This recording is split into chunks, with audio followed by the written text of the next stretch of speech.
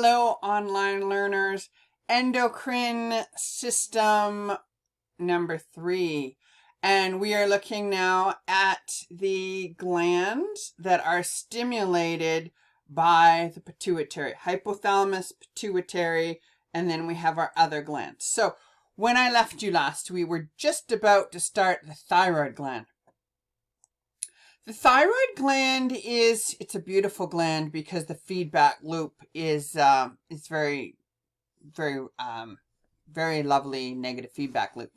Anyway, the thyroid gland sits at the base of the neck, and quite often a lot of people have thyroid problems, hypothyroidism, a slow thyroid. And did you know that the thyroid is the only gland that takes up iodine? And when you look on your salt, you may see that it says iodinized salt.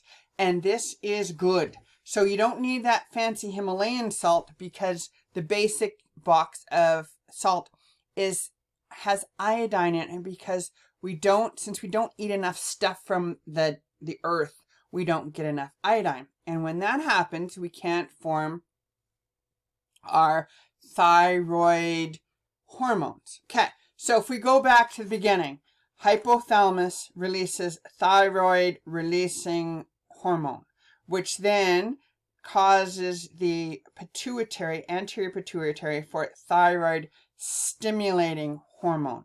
Thyroid stimulating hormone causes the thyroid gland to produce 3 hormones. The first one is called triiodothyroxine, and the iodo is the iodine in it. Then you also have thyroxine, and the neat thing about the thyroid gland is it can store its hormones for later use, where most glands can't. Now these hormones are metabolic hormones, so they control your metabolism, your heat regulation, they control a lot. This is why if you have hypothyroid, you're sluggish and low metabolism. Then the third hormone that comes out of the thyroid gland is calcitonin. And this is actually between the follicles, and calcitonin regulates calcium. So if there is an increase in calcium levels, calcitonin will be triggered to deposit that in the bone, promoting bone formation. Okay, so let me just double check that there's not a little extra bit here about the thyroid, what the thyroid hormones do. Nope, we're good. So let's summarize these 3 hormones on our summary table, because that's what we're doing. So when we look at our summary table, where is it? Here it is. Our summary table, we have, did I put the thyroid underneath thyroid stimulating? Right here. So thyroid, spelled wrong, sorry. Thyroid stimulating hormone stimulates the thyroid. And then the thyroid gland has 3 hormones that come from it. So we need 2 more lines. Okay, so thyroid and thyroid. Okay. Oops. So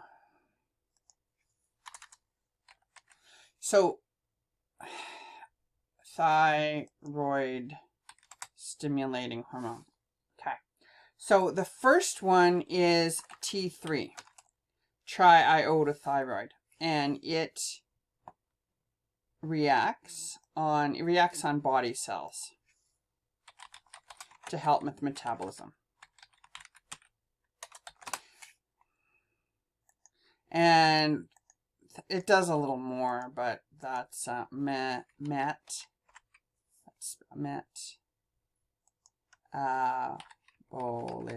There we go. Good. And then we have T4. Again, acts on the body to affect metabolism. I'm not sure why. Good. And then the third one is calcitonin. So I think of it, if the calcium is too high, you need to tone it down, is how I remember. So calcitonin is released due to, the target is bones. And if calcium is high,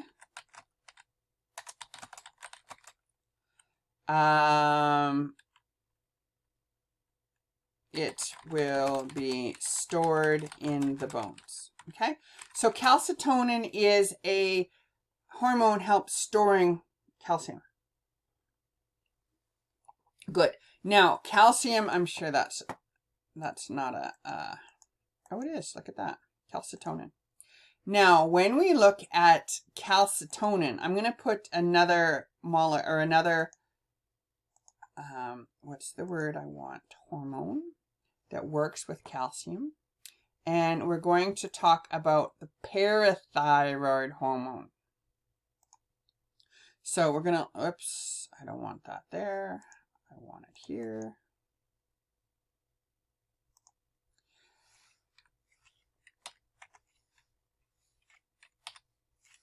Parathyroid hormone.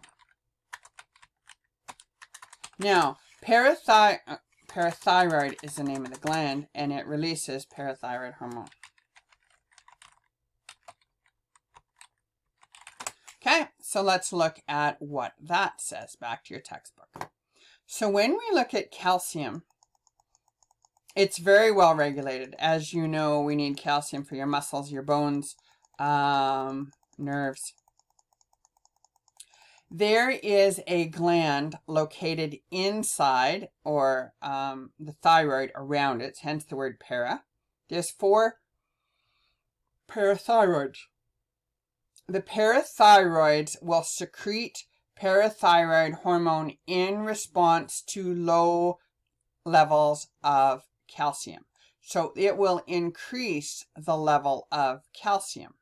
And if you look at it,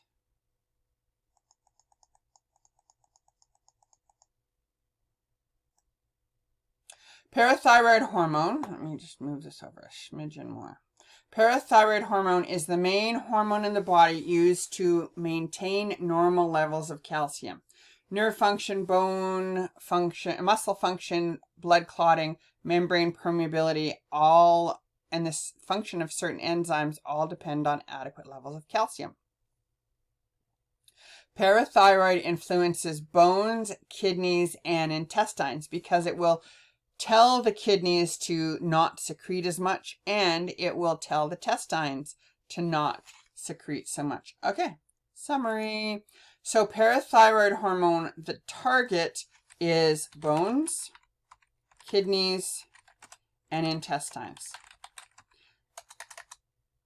Okay, so if calcium is high, if calcium is low, will help to restore it. So parathyroid hormone acts on the body to keep calcium in the body. So not excrete it through the kidneys, not absorb more in the intestine, and store it in the bone. So it's a way to, not store it in the bone, release it from the bone. So this is way parathyroid hormone helps balance the calcium level. And again, beautiful example here of negative feedback. So if we look at this, calcium needs to be kept at homeostasis because calcium affects blood clotting, affects nerves, affects muscle, acts as a cofactor for enzymes. If there is excess calcium in the blood, calcitonin will deposit it into the bone. So calcium will be removed from the blood and stuck into the bones, and your calcium level will then get normal again. If you are deficient in calcium because you're not eating enough, that's why you need your milk and your broccoli. Parathyroid releasing hormone will be released from the parathyroid, and then the calcium will be taken from the bones. It will be absorbed from the kidneys and not peed out. It will be absorbed from the intestine, and that will take it and increase the calcium blood levels again, and now it's normal. There you see the thyroid and parathyroid hormones in a table, but we already made our little chart. So yay for us. Yes, the pancreas is a wonderful, unique organ that controls many, many things. This is why if you have pancreatic cancer, it's hard to detect because so many things go wrong. The pancreas is both endocrine, which means it makes hormones and dumps it into the blood, and exocrine, which means it takes digestive enzymes and dumps it into the gut. So it is both. And it has two types of tissue. We're looking at what's called the islets of Langerhans. So the pancreas, so when you look at the tissues of the pancreas, you have these duct-like circles, and these ducts are where the enzymes are made, and they go into the, this is exocrine, it will be dumped into the intestine, and these are digestive enzymes. Then you've got these islets of Langerhans. So you've got alpha cells, beta cells, and delta cells. Alpha make glucagon, beta make insulin, and delta make somatostatin, and it's alphabetical. So alpha, beta, delta, and then you've got glucagon, insulin, and somatostatin. So glucagon is produced when glucose is gone. So that will take the blood glucose, sorry, it will take the glucose that is stored in the liver in terms of glycogen, and the glucagon will take the glycogen into glucose. Pay attention to those words because they sound very similar. Glucagon is the hormone, glycogen is the stored energy, glucose is the useful energy. So alpha cells produce glucagon to break down glycogen, and then you have new glucose, and this glucose can then increase, and you now have your glucose back to normal. The beta cells will be stimulated when there is a high level of glucose and amino acids in the blood, and the insulin will then cause channels to open on the cell, and then that will allow glucose to be absorbed into the cell and into the muscles. Glucose level falls. And then you've got your delta cells. Delta cells secrete somatostatin, and somatostatin helps regulate other cells. So when we look at the beautiful balance between glucagon and insulin, again, another beautiful feedback loop. After eating, your glucose level is high. The glucose will go into the blood. It will stimulate the beta cells. The beta cells will release insulin. Insulin will go and stimulate the cells of the body to release, to open the glucose channels so the glucose can go in and be stored as glycogen. Okay? Then that will drop the blood glucose level. Once the blood glucose level gets too low, that will stimulate the alpha cells.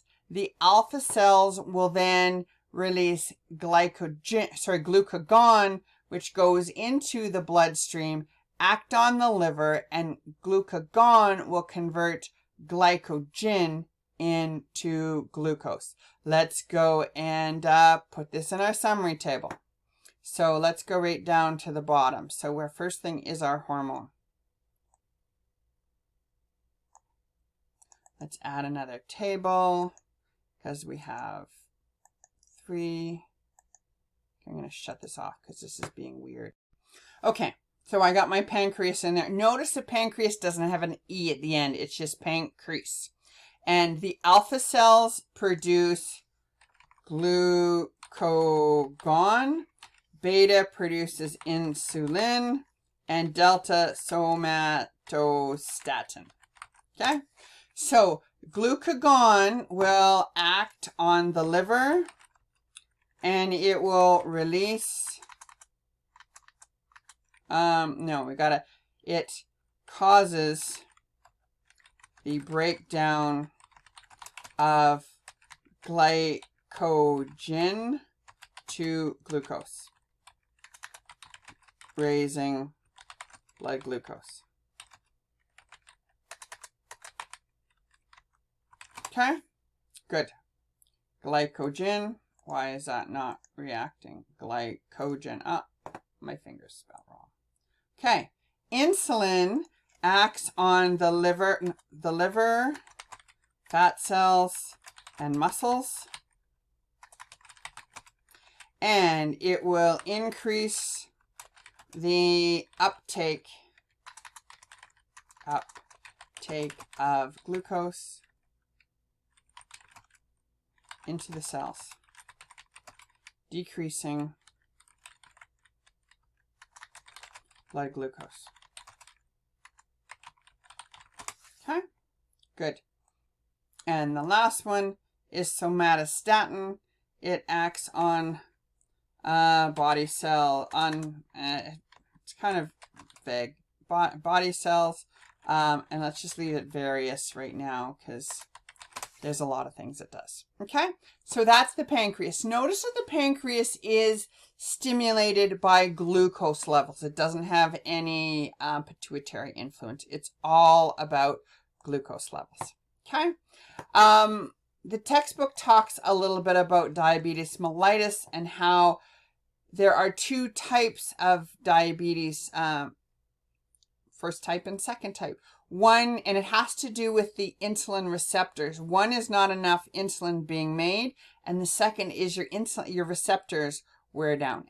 The last set of organs we're going to look at are the gonads. Now, I don't like the way the textbook does it because it says the ovaries are the primary sex organ, but it doesn't talk about the whole feedback. So if you remember from the hypothalamus releases gonadotropin releasing hormone. Now realize we will go in this more detail in the reproductive unit, but I want you to remember it. And then you've got the pituitary, the anterior pituitary. You have two that comes from it. One is luteinizing hormone. And luteinizing hormone, actually let's do it this way. Luteinizing hormone will cause ovulation.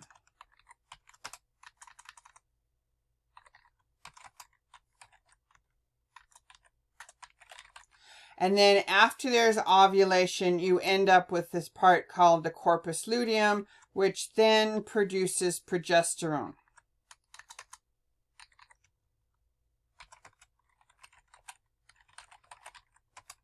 Okay, good. Then we had the second hormone coming from the follicle, or sorry, from the pituitary. And this was follicle stimulating hormone. Follicle stimulating hormone does exactly what it says. It stimulates the follicle. So it causes development of the follicle. The follicle will then, as it develops, release estrogen. Okay, so it comes around. Then if you have too much estrogen and too much progesterone, it will feed back on the ovaries. Let's look at the male situation. You're acting on the testes. Again, you have gonadotropin releasing hormone, which then acts on the anterior pituitary, which will then release two hormones. Okay, the first hormone it releases is luteinizing hormone, and luteinizing hormone will act on the testes to secrete testosterone. Then, and different cells, but we'll And then there's follicle stimulating hormone, and that is released from the anterior pituitary, but that will act on the what's called the seminiferous tubules to produce sperm.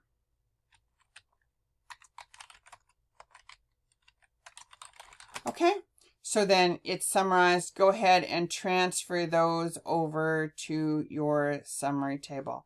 A lot more detail. And I want you to realize that since these are the primary sex organs, there's something called sexual characteristics. The sexual characteristics due to estrogen and progesterone are that girls are girls. They have breasts, they have wider hips, they have a higher voice.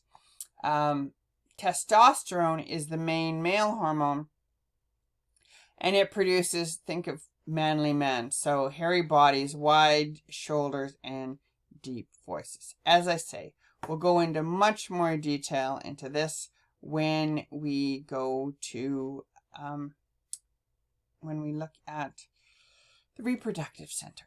The new chapter added to this book talks about the microbiome of the gut and talking about how it is an endocrine hormone. So what's happening here is they're considering the microbiome, which is the trillions of microbes that live in your intestinal tract.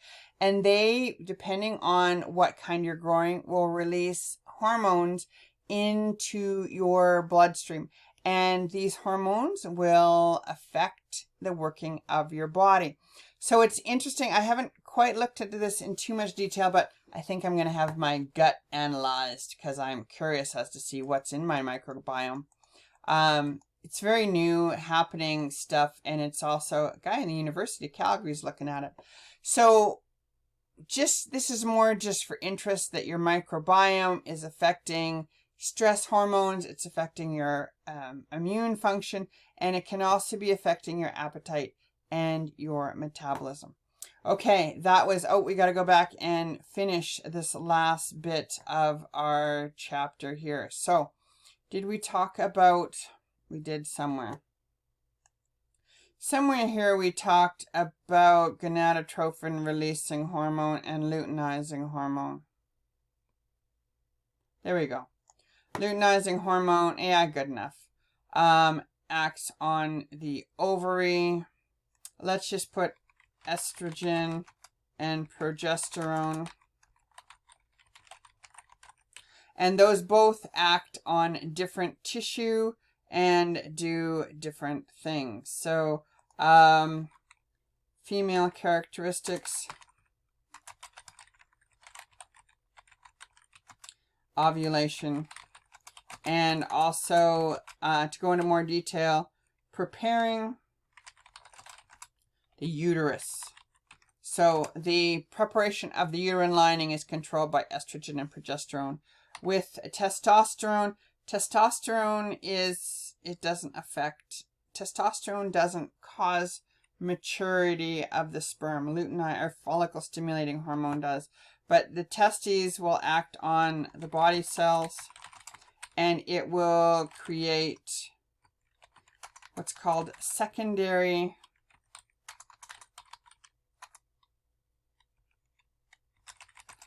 sex characteristics.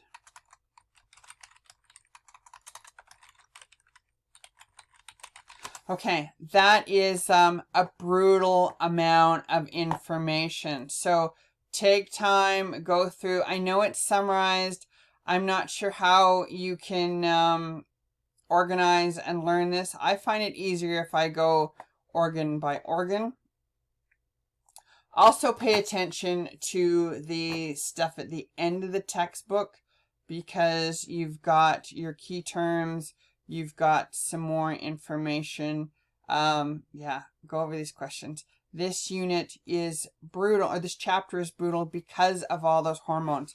But remember, when you're looking at the endocrine system, you have a hormone that is released by an organ and it will affect another organ. So usually it's hypothalamus releases a releasing hormone which affects the pituitary. Okay, realize a hormone needs to go around into the blood in order to affect something else. Very confusing. Take the time to learn it. And that is the end of Unit 3 also. So we're done.